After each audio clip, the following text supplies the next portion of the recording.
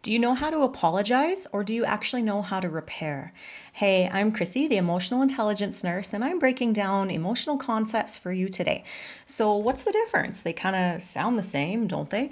Let's look a little bit closer at what it is to apologize and what it is to repair, because there's a distinction here that I don't want you to miss. So, if I'm in a relationship, that's my go to explanation, and there's some type of conflict, there's some type of misunderstanding, there's a breakdown of communication, of trust, of boundaries, you name it.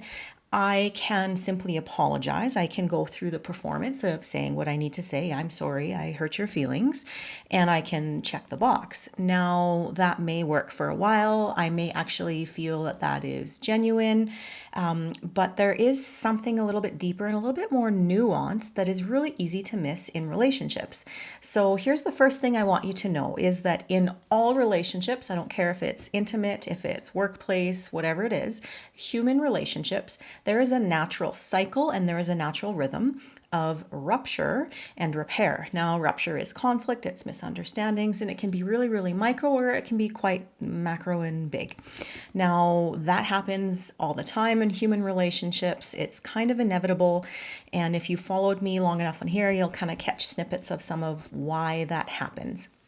Now, repair is not just performing sort of that checklist of how to keep the relationship going by, performing the I'm sorries and the I'll do better next times.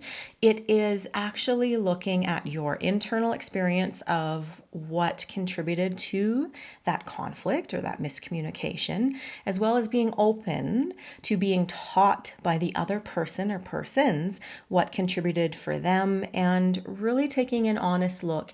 And now repair goes a little bit deeper than just going through the I'm sorries and the I'll try better next times, which can be helpful and there's some value there. But repair is deeper because it includes looking at your own inner workings as well as considering the other's own inner workings and how things maybe got muddled up.